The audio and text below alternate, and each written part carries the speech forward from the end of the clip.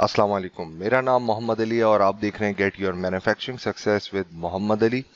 Project based CAD CAM learning के साथ खुश आमदीद। और आज के वीडियो लेक्चर में मैं आपको बताऊंगा कि किस तरीके से आप मल्टीपल पार्ट्स को असम्बली के एनवायरनमेंट के अंदर ऐड करके अपनी असम्बली को कंप्लीट कर सकते हैं। इस वक्त आपके सामने एक असम्बली नज़र आ रही है, पिस्टन असम्बली, जिसमें क्रैंक शाफ्ट है और कनेक्टिंग रॉड है, पिन है। तो इस सिंपल सी असम्बली को हम असम्बल करेंगे और उसके अंदर जो मैं कंस्ट्रेंट अप्लाई करूंगा उस मेथड को आपने देखना है। उस मेथड को फॉलो करते हुए आप किसी भी तरह की असम्बली को क्रियो पैरामेट्रिक के असम्बली के एनवायरनमेंट के अंदर जो है वो क्रिएट कर सकते हैं। तो स्टार्ट करते हैं। सबसे पहले मैं यहाँ से न्यू असम्बली ऐड कर लेता हूँ। आप यहाँ पे प्रॉपर नाम डिफाइन कर दें। मैं ऑलरेडी ये डेवलप कर चुका हूँ, नाम यूज़ कर चुका हूँ, तो मैं थोड़ा सा चेंज कर देता हूँ। ठीक है। डिस्क्रिप्शन के अंदर आपको लिंक मिल जाएगा जहाँ से आप ये तमाम कंपोनेंट्स डाउनलोड कर सकते हैं। तो यूनिट सेट कर लेते हैं और असम्बली के एनवायरनमेंट में आ जाते हैं। असम्बली में के एनवायरनमेंट में आने के बाद प्रीवियस वीडियोस आपने देखी होंगी। जिन्होंने नहीं देखी वो इस वीडियो पे फर्स्ट टाइम आए हैं तो वो इस प्लेलिस्ट के अंदर जाके जो है वो देख सकते हैं। मैंने बताया कि असम्बली के एनवायरनमेंट के अंदर किस तरीके से आप मल्टीपल पार्ट क्रिएट कर सकते हैं। इस वीडियो के अंदर मैं आपको बताऊंगा कि किस तरीके से ऑलरेडी क्रिएट हुए हुए पार्ट को आप असम्बली के एनवायरनमेंट में ऐड कर सकते हैं। तो यहाँ पर आपके पास एक बड़ा सा आइकन नज़र आता है असम्बली का। इस पे आप क्लिक करेंगे और आपके टारगेटेड फोल्डर के अंदर जो भी कंपोनेंट्स होंगे वो आपको विजिबल हो जाएंगे। यहाँ से आप प्रीव्यू पे क्लिक करके देख सकते हैं। तो सबसे पहले मैं यहाँ पर जो है वो मेन कंपोनेंट लेकर आऊँगा और उसके बाद जो उसके सब असम्बली कंपोनेंट हैं वो हम ऐड करना शुरू करेंगे। ठीक है। तो यहाँ पर हमारे पास ये क्रैंक का पार्ट है, ये मेन कंपोनेंट है, इसको ऐड करना है। इसको ऐड करने से पहले मैंने इस कंपोनेंट के लिए यहाँ पर एक रेफरेंस ऐड करना है जो कि डेटम प्लेन भी हो सकता है, एक्सिस भी हो सकता है, कोऑर्डिनेट भी हो सकता है। तो यहाँ पर मैं एक्सिस यूज़ कर रहा हूँ और इन दोनों डेटम के दरमियान कंट्रोल की दबा के मैं इन दोनों डेटम की मदद से ये एक्सिस यहाँ पे अप्लाई कर देता हूँ। ये एक्सिस बेसिकली किसी सिंगल कंपोनेंट का फीचर नहीं है, ये असम्बली का फीचर है। अब यहाँ से हम असम्बली में जाके अपना मेन कंपोनेंट ऐड कर लेंगे। तो इस असम्बली के लिए जो मेन कंपोनेंट है वो क्रैंक का पार्ट है। ठीक है। अच्छा, यहाँ पर मैं आपको दिखा देता हूँ कि यहाँ पर रेड, ग्रीन, ब्लू कलर के आपको एरोज नज़र आ रहे हैं और in red, green, blue arrows के अराउंड में आपको सर्किल भी नज़र आ रहे हैं। जैसे रेड एक्सिस, जो रेड एरो नज़र आ रहा है, इस एक्सिस के अराउंड आपको ये रेड कलर का व्हील नज़र आ रहा है जिसे आप मूव कर सकते हैं। इसी तरीके से ग्रीन के अराउंड यहाँ पर आपको सर्किल नज़र आ रहा है जो कि पार्ट को रोटेट करने के लिए यूज़ कर सकते हैं आप। इसी तरीके से ब्लू, ये बाय वैल्यू आप यहाँ पे कोई भी चीज़ डिफाइन नहीं करेंगे, यानी इन एरो और इन सर्किल की मदद से आप इसकी पोजीशनल वैल्यू जो है वो डिफाइन नहीं कर सकते। ये सिर्फ पार्ट को रोटेट करके देखने के लिए। और सेंटर में जो आपके पास ये जो आपके पास सर्किल नज़र आ रहा है, इस को क्लिक करके, राइट क्लिक करके माउस का आप प्रेस करके रखें बटन और आप अपने कंपोनेंट को स्क्रीन पर कहीं पर भी मूव कर सकते हैं। ठीक है। तो यहाँ से सिर्फ हम विजुअलाइजेशन के लिए इसको रोटेट करके देख सकते हैं। प्रॉपरली जब हम असम्बल करेंगे तो हम डिफरेंट कंस्ट्रेंट यूज़ करेंगे। ठीक है। यहाँ पे थोड़ा सा इंटरफेस मैं आपको बता देता हूँ कि यहाँ पर जब आएंगे तो आपके पास ये सारी कंस्ट्रेंट हैं जो असम्बली में आपको मिलेंगी, जिसमें डिस्टेंस है। लेट सपोज आप पार्ट को असम्बल कर रहे हैं तो उनके दरमियान रिलेशन अगर आपने डिस्टेंस का लगाया है तो आपको कोई ना कोई वैल्यू डिफाइन करनी पड़ेगी। इसी तरीके से अगर आप चाह रहे हैं कि दो कंपोनेंट के किसी भी डिज़ाइन फीचर के साथ स्पेसिफिक एंगल अप्लाई हो जाए तो आप एंगल ऑफसेट यूज़ करेंगे। अगर आप पहले से कोई कंपोनेंट ऐड है और अगर आप चाह रहे हैं कि दूसरा कंपोनेंट जो आप यहाँ पे ऐड कर रहे हैं उसका कोई फेस जो है वो प्रीवियस जो पार्ट मौजूद है उसके किसी फेस के साथ पैरेलल हो जाए तो पैरेलल की कंस्ट्रेंट, कोइंसिडेंट अगर दो डिफरेंट पार्ट की डिफरेंट फेसेस जो हैं वो आप चाह रहे हैं मैच हो जाए तो वो यूज़ करेंगे। नॉर्मल का मतलब है 90 डिग्री, कोप्लेनर, सेंटर, टेंजेंट, ये तमाम चीज़ें आपको पता है। तो ये बेसिक कंस्ट्रेंट है। इसके अलावा यहाँ पर यूज़र डिफाइंड कंस्ट्रेंट है जो कि मैकेनिज्म डिज़ाइनिंग के लिए यूज़ होती है। तो इसको आने वाली वीडियोस में मैं इंशाल्लाह कवर करूँगा। तो अब हम चलते हैं इसकी असम्बली की तरफ। ठीक है। तो यहाँ पर अगर मैं पार्ट को हाइड करके दिखाऊं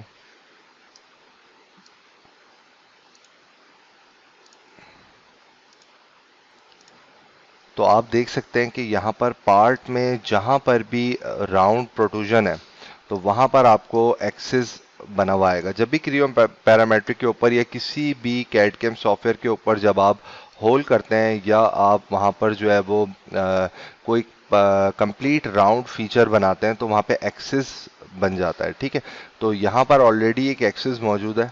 ठीक है, मैं दोबारा से इसको डिफ़ॉल्ट ओरिएंटेशन कर देता हूँ और ये एक्सिस हमने बनाया है यहाँ पर। तो सबसे पहले हम यहाँ पर प्लेसमेंट में चले जाएंगे। आप डायरेक्ट भी काम कर सकते हैं लेकिन मैं आपको थोड़ा सा स्टेप बाय स्टेप बताऊंगा ताकि जो लोग फेमिलियर नहीं है असम्बली के एनवायरनमेंट से उनको अच्छी तरीके से समझ में आ जाए। प्लेसमेंट में जाने के बाद यहाँ पर आपने मैक्सिमम 3 और मिनिमम 1 कंस्ट्रेंट डिफाइन करनी होती है। कंस्ट्रेंट डिफाइन करने से होता ही है कि आपके पार्ट की 3 डिफरेंट डायरेक्शन में ट्रांसलेशन जो है वो फ्रीज हो जाती है और अगर आपने और इसी तरीके से 3 डिफरेंट डायरेक्शन के अराउंड जो उसकी पार्ट की रोटेशन है वो भी फ्रीज हो जाती है, जिसे हम कहते हैं 6 एक्सिस ऑफ फ्रीडम। ठीक है, तो जब भी हम किसी भी कंपोनेंट की पोजीशन जब सॉफ्टवेयर के ऊपर डिफाइन करते हैं असेंबली के एनवायरनमेंट में और अगर वहाँ पे हम उसे डिफरेंट कंस्ट्रेंट लगाते हैं, डिफरेंट रिलेशन डिफाइन करते हैं तो पार्ट की पोजीशन को हम फिक्स कर रहे होते हैं। और यहाँ पर आप देख सकते हैं कि इस वक्त लिखा हुआ आ रहा है नो कंस्ट्रेंट। ठीक है, तो हम कंस्ट्रेंट डिफाइन करते जाएंगे, उससे पार्ट की पोजीशन लॉक हो जाएगी। यहाँ पर आपके पास एक ऑप्शन मिलेगा जहाँ पे लिखा हुआ आ रहा है सिलेक्ट कंपोनेंट आइटम और असेंबली आइटम। तो यहाँ पे जो मैंने एक्सिस बनाया था ये बेसिकली असेंबली का आइटम है और कंपोनेंट में हम कंपोनेंट का कोई भी डिज़ाइन फीचर सेलेक्ट कर सकते हैं।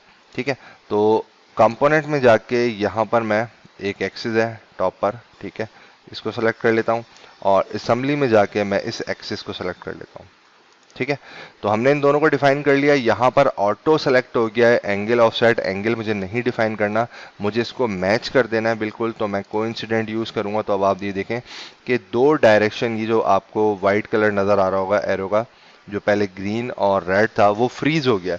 इट्स मीन कि मैंने इन 2 डायरेक्शन को जो है वो लॉक कर दिया है। सिर्फ ये ग्रीन वाली डायरेक्शन में ही मेरा पार्ट मूव हो सकता है, अदरवाइज नहीं हो सकता। ठीक है, तो यहाँ से मैं शेडिंग को एक्टिव कर देता हूँ और नेक्स्ट जो हमारा स्टेप है, अच्छा अब हमने न्यू कंस्ट्रेंट डिफाइन करनी है तो मैं यहाँ पे न्यू कंस्ट्रेंट पे क्लिक करूंगा। अगेन हम कंपोनेंट का कोई फीचर सेलेक्ट करेंगे और असेंबली का फीचर सेलेक्ट करेंगे और उसके दरमियान इनमें से कोई सी भी जो है वो कंस्ट्रेंट अप्लाई कर देंगे। तो मैं यहाँ से ये फिर सेलेक्ट करता हूँ और असेंबली में जाके ये वाला डाटम, ठीक है, सेलेक्ट कर लेता हूँ राइट डाटम। अब इसके दरमियान मुझे यहाँ पे डिस्टेंस आ रहा है, मुझे भी डिस्टेंस का रिलेशन लगाना था तो मैंने इसको बिल्कुल इस डाटम के इस कंपोनेंट को सेंटर में रखना है। तो इन दोनों के दरमियान का मैं डिस्टेंस चेक कर लेता हूँ। तो आप एनालाइज मेजर में जाएंगे, इस फेस को सिलेक्ट करेंगे, कंट्रोल की दबा के आप कीबोर्ड से इसका अपोजिट जो पैरेलल फेसेस को सिलेक्ट कर लेंगे तो ये 40 mm आ रहा है। इट्स मीन कि इस डाटम का इन दोनों में से किसी एक फेस से डिस्टेंस 20 mm होना चाहिए। तो ये कंपोनेंट बिल्कुल सेंटर हो जाएगा। तो दोबारा से हम यहाँ कंपोनेंट प्लेसमेंट के ऑप्शन में आते हैं, प्लेसमेंट में जाते हैं। यहाँ पर हम ऑलरेडी डिस्टेंस की नई कंस्ट्रेंट अप्लाई कर चुके हैं। ऑफसेट डिस्टेंस में आके मैं इसको 20 कर देता हूँ। अच्छा, अब ये जो 20 का डिस्टेंस डिफाइन हुआ है ये बेसिकली इस डाटम से इस फेस को कंसीडर कर रहा है। तो आपने यहाँ से इसको फ्लिप कर देना है। तो फ्लिप करने के बाद ये डायरेक्शन इस तरीके से जो भी आपकी डिज़ायर डायरेक्शन थी वो आ जाएगी। ठीक है, तो ये देखें यहाँ पर ये अप्लाई हो गया। ठीक है, अच्छा जब भी हम कंस्ट्रेंट अप्लाई करते हैं और अगर हमने 2 कंस्ट्रेंट डिफाइन किया या एक ही कंस्ट्रेंट डिफाइन किया है और आपने यहाँ पे स्टेटस देखना है, अगर एक ही कंस्ट्रेंट डिफाइन हुई है और यहाँ पे लिखा हुआ आ रहा है फुली कंस्ट्रेंट, इसका मतलब है आपके पार्ट की तीनों डायरेक्शन और ओरिएंटेशन जो है वो लॉक हो गई है। और वो जब ही होती है जब आप कंस्ट्रेंट के अंदर ये डाटम कोऑर्डिनेट ले लेते हैं, यानी पार्ट का कोऑर्डिनेट और असेंबली का कोऑर्डिनेट। ठीक है, तो एक ही दफ़ा में जो है वो आपकी तीनों डायरेक्शन और तीनों ओरिएंटेशन जो है पार्ट की वो लॉक हो जाएंगी। इस वक्त यहाँ पे लिखा हुआ आ गया फुली कंस्ट्रेंट, मजीद मुझे कंस्ट्रेंट डिफाइन करने की ज़रूरत नहीं है। मैं ओके पे क्लिक कर दूंगा, ये मेरा पार्ट यहाँ पे असेंबली हो गया। ठीक है, अब हम इस पार्ट के रेफरेंस से दूसरे कंपोनेंट ऐड करेंगे। तो मैं असेंबली पे चले जाता हूँ और कनेक्टिंग रॉड इस पार्ट को ऐड कर लेता हूँ। इस सेंटर पॉइंट पे आप माउस का राइट बटन क्लिक करके जो है वो होल्ड करके रखें प्रेस करने के बाद, और आप इसको माउस को मूव करेंगे तो ये ऐसे पेन का काम करेगा। अगेन अब हम देख लेते हैं यहाँ पर ये बेसिकली ये वाला जो कर्वेचर है ये इस वाले सिलेंड्रिकल फीचर के साथ जो है वो कांटेक्ट करेगा। तो ये भी राउंड है, इनकम्प्लीट राउंड है, फिर भी इसके सेंटर में यहाँ पर एक्सिस लगा हुआ है और यहाँ पर हमारे पास ऑलरेडी एक एक्सिस मौजूद है। ठीक है, तो अगेन प्लेसमेंट में जाऊँगा, कंपोनेंट में जाऊँगा, इस एक्सिस को मैं सेलेक्ट कर लूँगा। असेंबली में जाके हम इस एक्सिस को सेलेक्ट कर लेंगे। ठीक है, जो ये बिल्कुल सेंटर में आ रहा है। ओके, अगेन हम यहाँ से इसको कोइंसिडेंट कर देंगे। अब कोइंसिडेंट करने के बाद ये देखें कि दो डायरेक्शंस जो हैं वो, जब भी आप एक्सिस डिफाइन करेंगे अगर कंस्ट्रेंट में, तो दो डायरेक्शंस लॉक हो जाएंगी। ठीक है, तो ये इस डायरेक्शन के अंदर सिर्फ मूव हो सकता है पार्ट, अदरवाइज अगर मैं इसको दूसरी डायरेक्शन में ले जाना भी जाऊंगा तो ये नहीं जाएगा। तो अगेन हम यहाँ से न्यू कंस्ट्रेंट लेंगे, कंपोनेंट, और अब हमने इस कंपोनेंट को जो है वो बिल्कुल इस सिलेंड्रिकल प्रोफाइल के सेंटर में करना है, यानी हम इसी डाइटम को असेंबली के आइटम में डिफाइन करेंगे और इसका सेंटर ले लेंगे। तो मैं इस फेस को सिलेक्ट कर लेता हूँ। सबसे पहले इसकी हम डायमेंशन देख लेते हैं। तो इस असेंबली में ज़्यादातर एक्सेस और डिस्टेंस ही डिफाइन होगा। ये आ गया 30। ओके, तो कंपोनेंट प्लेसमेंट में जाऊंगा और यहाँ पर हमने जो एक नई कंस्ट्रेंट ऐड किया, आप कंस्ट्रेंट को डिलीट भी कर सकते हैं, राइट क्लिक करके डिलीट कर दें और यहाँ से न्यू कंस्ट्रेंट करके ऐड कर लें। तो कंपोनेंट में जाके मैं इस फेस को सिलेक्ट कर लेता हूँ। अगेन मैं इस डाटम प्लेन को सिलेक्ट कर लेता हूँ। यहाँ पर मुझे डिस्टेंस ही चाहिए और डिस्टेंस जो है वो 30 का हाफ हो जाएगा। इसकी टोटल थिकनेस जो है वो 30 थी और मैं इसको फ्लिप कर दूंगा तो ये अब सही डायरेक्शन में आ जाएगा। ठीक है, और यहाँ पे स्टेटस भी बता रहा है कि मेरा कंपोनेंट जो है वो फुली कंस्ट्रेंट हो गया। अच्छा, इसमें एक चीज़ ये है कि ये फुली कंस्ट्रेंट तो हो गया है, लेकिन डायरेक्शन जो है वो हमें बेसिकली ये यहाँ पर जो है वो समझ लें 90 डिग्री पर आ गया है। ये मुझे 180 डिग्री पे समझ लें आप, और ये मुझे 90 डिग्री पे चाहिए।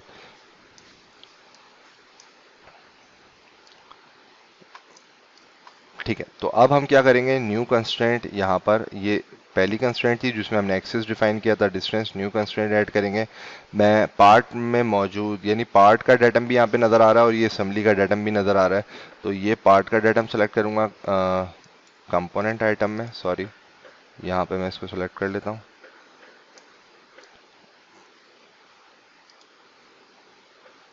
इसको सेलेक्ट कर लेते हैं और असेंबली में जाके हम इसको सेलेक्ट कर लेते हैं और इसके दरमियान हम इसको कर देते हैं नॉर्मल।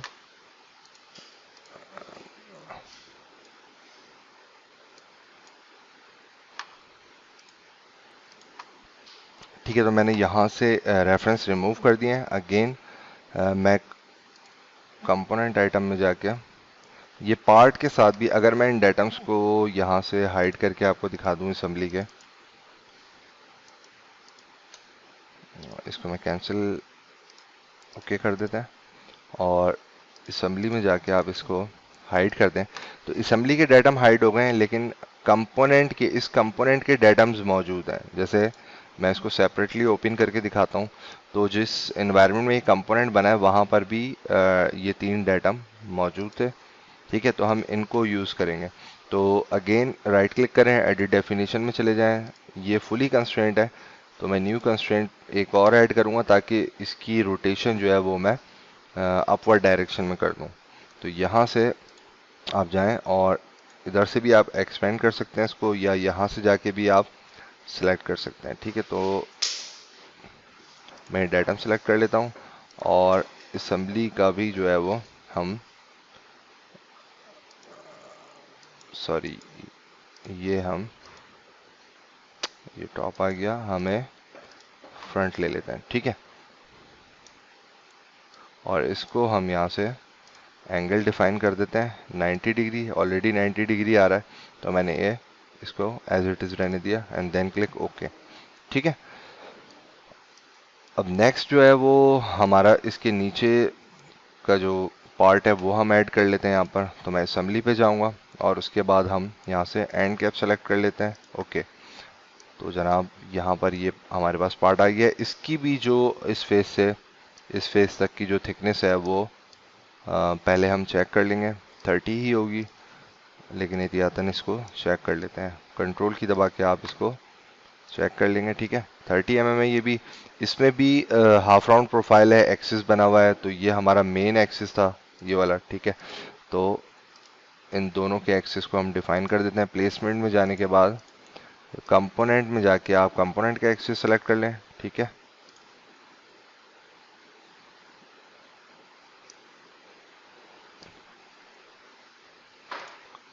ओके, और असेंबली में जाने के बाद आप असेंबली का एक्सिस सेलेक्ट कर लें और उसके दरमियान कोइंसिडेंट कर दें। और यहाँ से मैं इसको फ्लिप कर दूंगा क्योंकि इसकी ये वाली डायरेक्शन चाहिए मुझे। इसके बाद न्यू कंस्ट्रेंट ऐड करेंगे अगेन।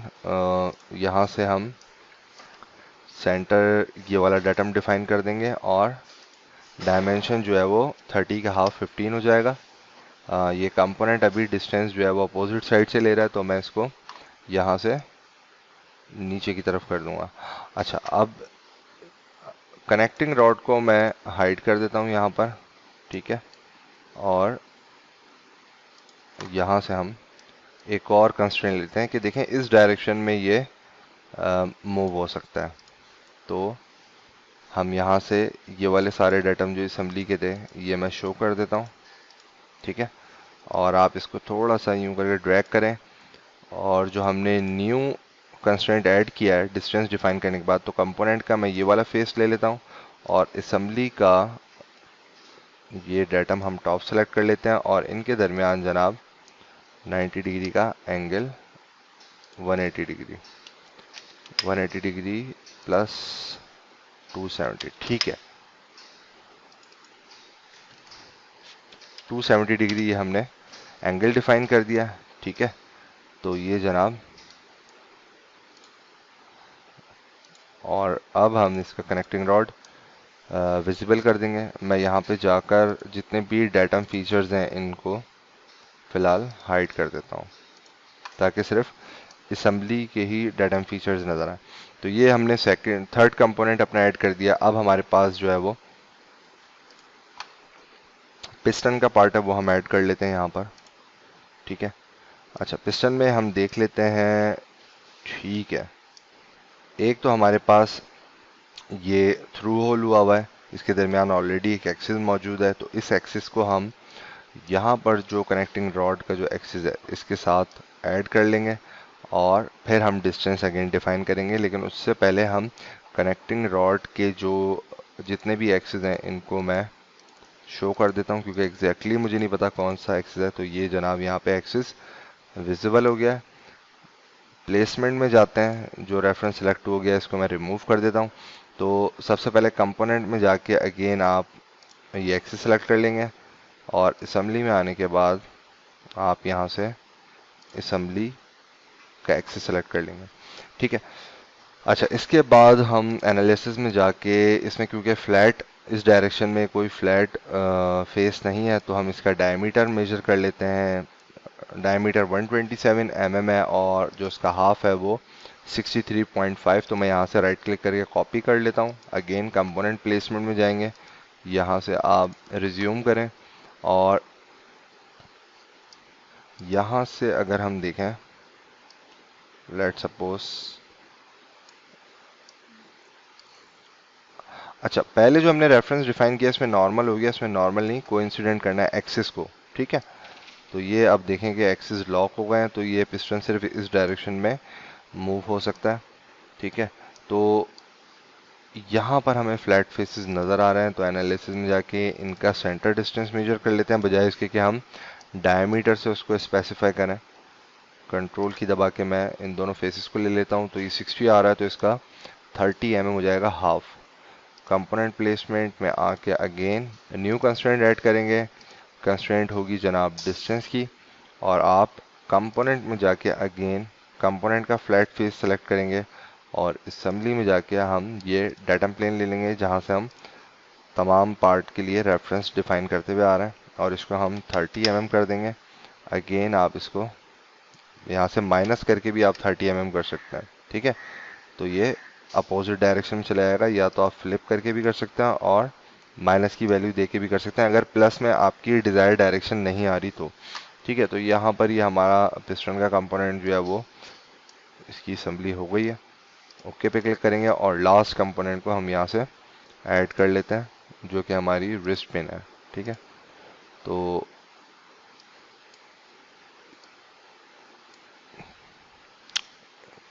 ठीक है, प्लेसमेंट में जाएंगे, कंपोनेंट अगेन वही स्टेप्स रिपीट हो रहे हैं ताकि जो मेथडोलॉजी है वो आपके माइंड में जो है वो रिपीटेशन के साथ फ्रीज हो जाए। तो कंपोनेंट सेलेक्ट कर लिया, असेंबली में जाके अब हम पिस्टन का जो ये सेंटर एक्सिस है इसको हम सेलेक्ट कर लेंगे। ठीक है, और इसे हम कर देंगे कोइंसिडेंट।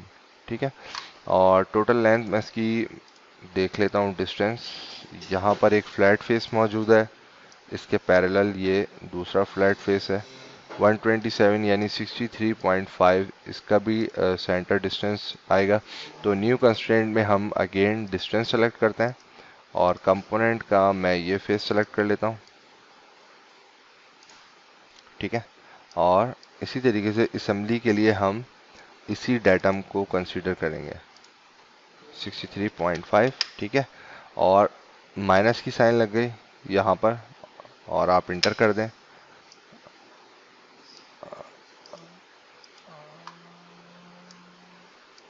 अच्छा सॉरी, मैंने वैल्यू गलत डाल दी है 63.5।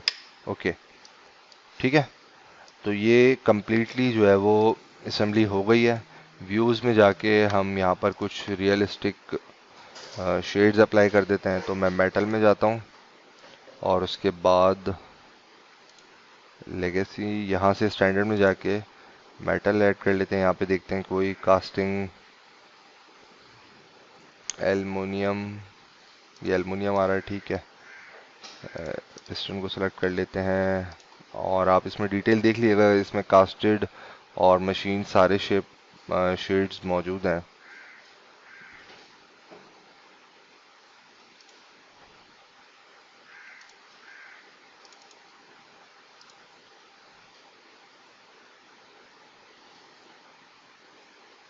ठीक है, तो ये स्टील में सेलेक्ट कर लेता हूँ क्रैंक के लिए, और ब्रश्ड है, गैल्वेनाइज है, मशीन स्टील है। ब्रश्ड चलें इसके लिए फ़िलहाल ले लेते हैं, वैसे ये कास्टेड ही होते हैं पार्ट। ठीक है, और पिन जो है वो हम यहाँ से स्टेनलेस स्टील है, ब्रश स्टील है, स्टील मशीन, तो ये बेसिकली मशीनिंग होके बनी हुई होगी। ठीक है, डेटम और स्पिन हम यहाँ से क्लोज कर देते हैं। एप्लीकेशन पे क्लिक करें, रेंडर स्टूडियो पर आ जाएं। ठीक है, तो यहाँ पे ये ऑटो रेंडरिंग हो जाएगी बेसिक, थोड़ी देर बाद ही ये तमाम कलर्स जो हैं वो सेट कर लेगा। थोड़ा सा इसको फ्रीज करके रखें इसकी एग्जैक्ट लोकेशन पर। तो इस वीडियो को यहीं तक रखते हैं, नेक्स्ट वीडियो में इंशाल्लाह आपसे मुलाकात होगी। अपना बहुत ज़्यादा ख्याल रखिए और कनेक्ट रहिए मेरे साथ। अस्सलाम वालेकुम।